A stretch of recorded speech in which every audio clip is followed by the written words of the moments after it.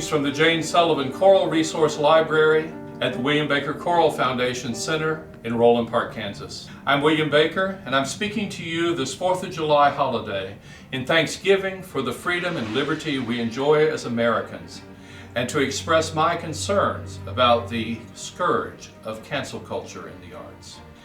In preparation for our planned summer 2020 performances of Beethoven's works in Kansas City and Lee Summit, I read Jan Swafford's magnificent biography of the composer Beethoven, Anguish and Triumph. If you enjoy reading about our musical heroes, I commend this book to you.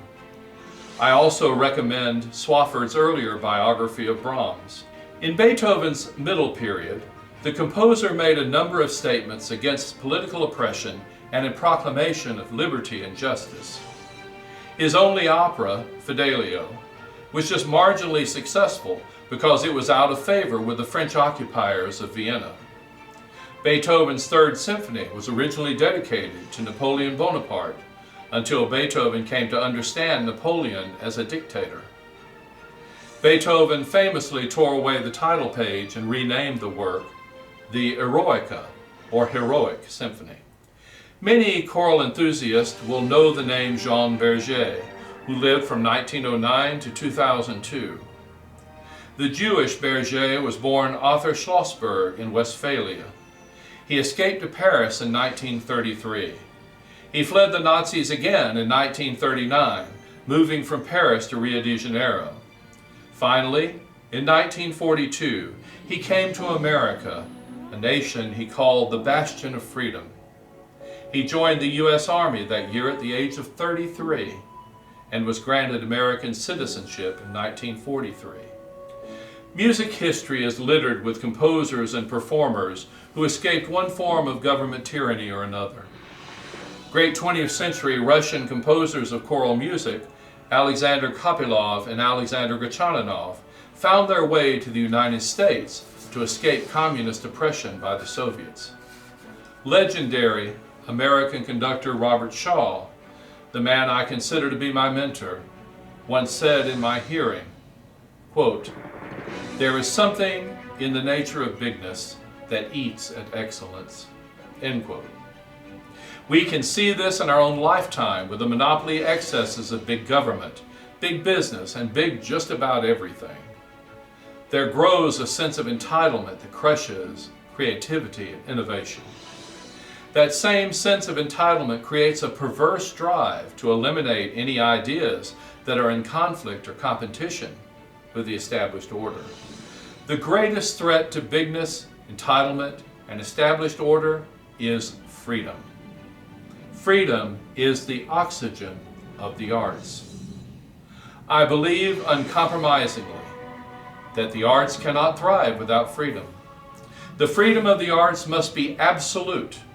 The capacity to speak, sing, act, draw, paint, craft, or think anything at all, no matter how profound or absurd, no matter how conventional or controversial, no matter what political stripe, no matter what religious viewpoint, no matter what questions or answers are raised for the human predicament, all must be without limit.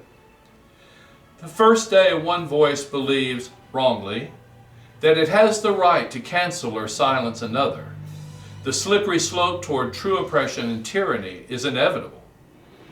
The arts have prospered in America as they have in no other culture, precisely because of the protections of free speech, freedom of religion, freedom of assembly, and freedom of self-determination that are enshrined in our founding documents. On September 17, 1787, as delegates exited the Constitutional Convention, Benjamin Franklin was asked, "What kind of government do we have?"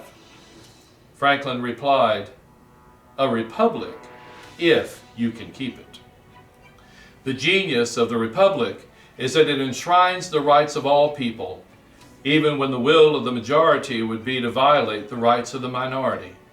It recognizes that freedom and liberty are birthrights from God's own hand, not largesse bestowed by magistrates and potentates and governments. Our glorious and blessed founding documents the Declaration of Independence, and the Constitution were created to stay the hand of government, to prevent the violation of those unalienable rights. I've lived long enough to have witnessed firsthand a quarter of our nation's history. I've seen brilliant presidents and imbeciles. I've seen recessions and economic malaise, and I've seen booming prosperity. Never before have I been more concerned about freedom and liberty, particularly when it comes to the arts. The consolidation that has arisen in recent years of media conglomerates, social media magnates, international and unaccountable corporations, and unelected bureaucrats empowered and willing to curb freedom of thought, speech, and expression is truly frightening. The arts must stand tall for unfettered freedom, liberty, and justice. We may not agree with everything that is expressed. In fact, we may well find much of it offensive. Still, the freedom to create must be fought for and protected at all cost. The words cancel and silence must be stricken from our common vocabulary. When one voice is silenced, the voices of all are at risk. Please understand, this is not intended to be political. I hope each one of us holds passionate political views. I certainly do. I hope that those political views are as diverse as the number of people in our musical community. It is in our diversity of thought, even more than our diversity of skin colors and breeds, that we are bound together in the human family. When I am in disagreement with my brothers and sisters, may I fight all the more bravely for their freedom to proclaim their passions, even when those passions are in conflict with my own. The God who gave us life gave us liberty at the same time. The hand of force may destroy, but cannot disjoin them. So said Thomas Jefferson in 1775. The free voice of the arts must never be silenced. The free voice of the arts must never be canceled. Indeed, freedom is the oxygen of the arts. Thank you for sharing these moments and considering these thoughts. May God bless you and yours with safety, with hope, with courage, and with joy in the season of celebration. Please remember that the Choral Foundation is always here to serve you. Visit us anytime at choralfoundation.org.